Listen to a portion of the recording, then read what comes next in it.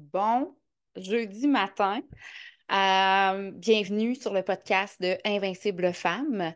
Euh, Aujourd'hui, je viens faire un update de ce que je vous avais promis. J'avais mentionné que je vous tiendrai à jour du développement d'un nouveau projet et je suis prête à vous donner quelques informations. Donc, en gros, si vous n'avez pas écouté le dernier épisode, j'ai un nouveau projet avec une de mes amies. Et euh, je m'étais dit que j'allais vous montrer step by step comment que je fonctionnais avec un démarrage d'un nouveau projet. Et là, ben, c'est un des miens en plus. Fait que je trouve ça vraiment cool de pouvoir faire ça. Et on a déjà rencontré quelques coquilles.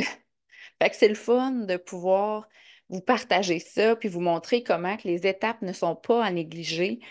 Euh, Bref, puis en plus, on est vraiment deux personnes qui sont complètement différentes, mais avec les mêmes intérêts pareils. On s'aime énormément. Euh, Fait que c'est important de chacune se respecter dans notre vitesse, dans nos idées et tout ça, dans nos forces également, hein. Fait que là, moi, j'ai fait marcher mes contacts. Elle s'est mise sur son clavier. On a vraiment brainstorm, brainstorm, brainstorm. On n'a pas arrêté de faire ça. Et un coup que notre idée, elle a été arrêtée, on s'est trouvé un nom, hein, parce qu'on commence par le nom. Premièrement, la première étape, c'était est-ce que mon idée est viable? Solide. Solide. La seule façon de le faire, par contre, c'est de se démarquer avec des choses que les autres compagnies qui font la même chose n'offrent pas. Donc, on a été en recherche avec la concurrence. On a regardé qu'est-ce que les autres faisaient, qu'est-ce qu'on retrouvait moins aussi sur les autres compagnies, comment qu'on pourrait faire pour nous se démarquer d'une façon X ou d'une façon Y. Et euh, on a statué pas mal sur qu'est-ce qu'on était capable d'aller chercher de spécial pour avoir une clientèle qui va venir nous voir pour ça, puis en même temps qu'elle va voir tout le reste qu'on offre. Fait que ça, c'est fait. Mais là, on s'est dit, ça va être quoi notre nom de compagnie? Et là, on pense à ça, on pense à ça. Puis là, on fait, ah oui, ça, c'est vraiment une bonne idée.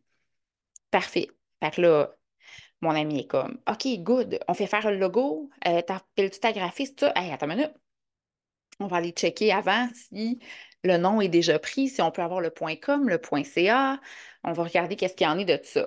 Et comme de fait, j'arrive sur la validation, le nom n'est pas enregistré au registre des entreprises du Québec, ça c'est correct, sauf que je ne peux pas acheter de nom de domaine parce qu'il se vend 100 000 $ le nom parce qu'il y a déjà quelqu'un qui a acheté ce nom-là en pensant un jour peut-être le vendre. Si quelqu'un a fait ses trucs à l'envers et que tout son branding est fait, que son site Internet, nanana, et que finalement, il est comme, ah, j'ai tout fait, mon logo, mon style, mon ça, mes accessoires sont faits, mes étiquettes, j'ai pas le choix, il faut que je l'achète. Ben moi, je suis pas de même. J'ai été faire mes étapes une à la suite de l'autre et je me suis rendu compte que 100 000 $ pour un nom de .com ou un .ca, pour moi, c'est illogique, là. Fait qu'on s'est remis sur, OK, bon, on recommence. Quel autre nom que ça pourrait fonctionner? Et là, ici, on est au Québec. Au Québec, là, c'est touchy, là. Tu ne peux pas avoir un nom qui a trop d'anglais dedans.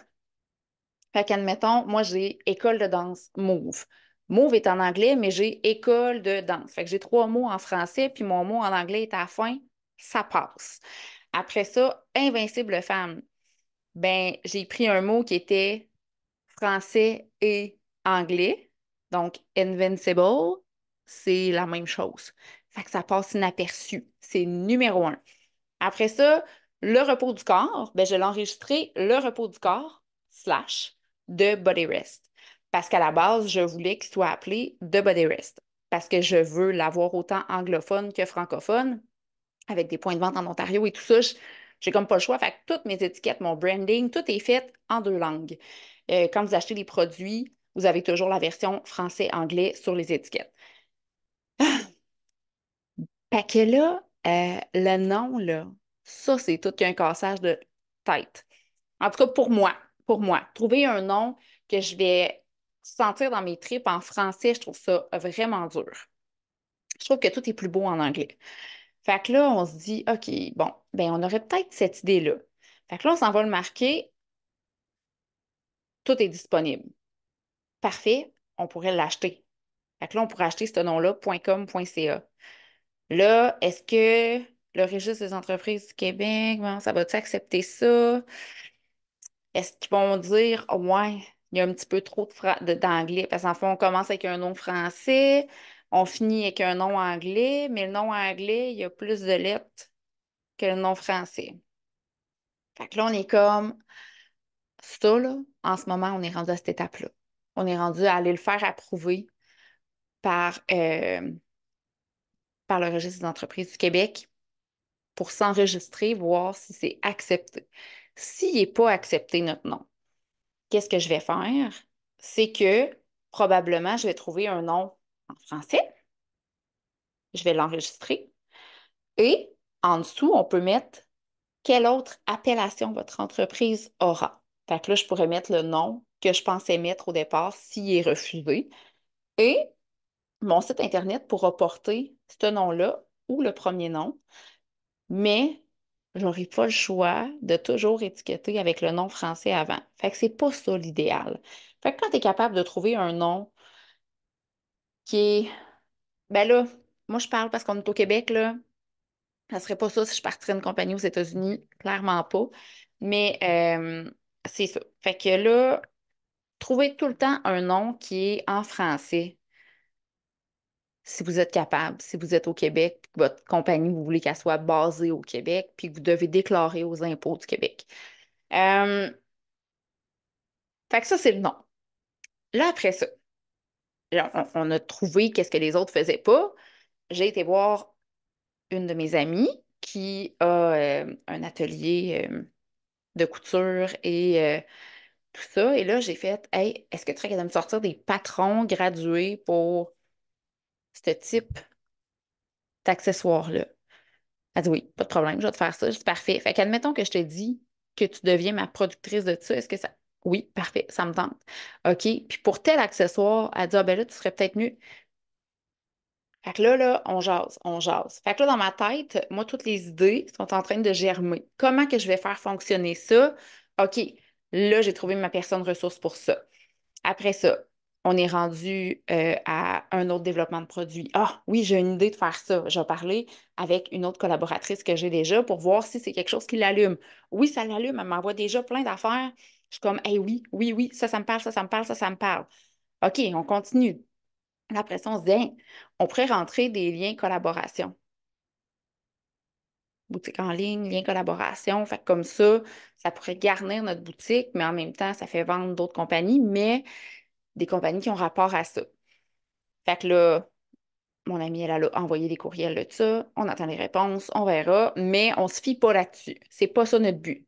Notre but, ça serait de se démarquer sans avoir à faire entrer quelqu'un d'autre sur notre site. Ah, là, on regarde le logo. Ça va être quoi le logo? Comment qu'on le veut? On veut pas que ce soit quelque chose comme toutes les autres ont dans ce monde-là, dans ce domaine-là. Fait que, qu'est-ce qu'on a fait? C'est qu'on s'est ouvert une page Canva. On pitch des idées là-dedans, le nom, les lettres, comment mixer ça, quelle image associer avec ça, quel style d'écriture aussi. Fait que là, on est là-dedans. Après, on va envoyer ça à la graphiste, puis on va dire, est-ce que tu pourrais me sortir des idées de logo avec ça?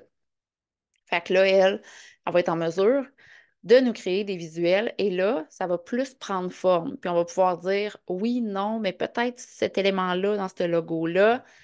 Fait que ça va être une autre étape. Un coup que tu as ton logo, que tu es enregistré, que tu sais exactement avec quoi tu veux commencer, que tu as tes collaborateurs, ton projet prend forme en tabarouette, là. Fait que là, c'est de décider. Est-ce que je prends un gros site web, genre un WordPress, que je customise, que je sais même pas comment le dire, customise. En tout cas. Euh, ouais, est-ce que tu sais, je fais un gros site qui va avoir une page d'accueil, euh, une page de contact, une page de site, une page de... ou je fais juste comme une page de vente, un Shopify ou un WooCommerce ou comme something like that. Fait que là, faut qu'on pense à ça. Comment qu'on va monter ça? Comment qu'on va vendre ça? Ouvrir une page Facebook, ouvrir une page Instagram. Euh, Est-ce qu'on va se trouver des personnes qui vont porter nos choses pour en faire la promotion aussi? Oui, c'est sûr. Fait que là, ça va être d'aller approcher à qui qu'on fournit quoi pour voir ça. Fait que envoyer des choses à des influenceurs si ça peut fonctionner aussi. Fait que bref, là, en ce moment, on est rendu là. Fait que je voulais vous faire un suivi. Voilà où est-ce qu'on en est rendu. Est-ce que ça avance assez vite pour moi? Oui, parce que j'ai beaucoup d'autres choses à gérer aussi. Est-ce que ça avance assez vite pour mon amie? Je pense qu'elle me le dit pas, là, mais je pense qu'elle aimerait ça que ça aille vraiment plus vite, mais je vois pas comment on pourrait y arriver en allant plus vite parce qu'elle aussi, elle travaille à travers ça. Plus 4 enfants. C'est quand même quelque chose. Fait que là, je te dirais que je pense qu'on est limité dans ce qu'on peut faire avec le temps. On n'a pas 40 heures semaine à mettre là-dedans, puis on a nos familles à s'occuper, on a nos autres compagnies à s'occuper aussi, puis tout ça. Fait que c'est- moi, je pense que la vitesse de croisière qu'on va en ce moment, elle est parfaite. Elle est vraiment parfaite. Elle est adaptée à nos styles de vie. Puis là, je sais que si vous lui demandez à elle, elle va dire, ah, moi, je serais capable d'en prendre plus. Mais je pense que non. Je pense que non. Moi, j'aimerais ça qu'on garde cette vitesse de croisière-là pour être sûr qu'on ne néglige rien d'autre alentour. Fait que ça ressemble à ça. C'était court. C'était seulement un petit update de où j'en suis rendue, quelle étape que j'ai faite, quelle que je suis contente de ne pas avoir skippé. Hum, Hein? Imagines-tu si j'avais toutes faites les étapes avant de le regarder, si mon nom était disponible, n'aurais-tu passé des heures dans le vide? Ça aurait été... Je déteste faire la job dans le vide. Je trouve tellement que mon temps il est précieux que quand je fais quelque chose, j'ai vraiment besoin qu'il soit extra productif puis que ça rentre au poste. Moi, faire quelque chose, puis finalement, me rendre compte que j'ai passé 5 heures dans un dossier qui n'aura servi à rien, tu me tues. Tu me tues direct, là. Ça, c'est comme... Je suis jamais fâchée dans la vie. C'est vraiment rare que je suis fâchée. Je dirais pas jamais, là. On est en train d'expliquer à ma fille que faut bien doser quand on parle. Tout le monde, jamais, tout le temps, tu sais. Fait que je dirais pas jamais, mais je me fâche très, très, très peu dans la vie. Mais ça, me faire perdre du temps précieux que j'aurais pu mettre ailleurs, tu me fais sauter une couche. Ça vient me chercher en dedans de moi. Je suis pas parfaite, là. Hein? Je suis vraiment pas parfaite. Fait que c'est ça. Je vous ai mis au courant. J'espère que vous avez apprécié. J'espère que ça va vous montrer à quel point c'est important de suivre les étapes. Et je vous souhaite un beau jeudi et j'espère vous reparler très bientôt. Bye!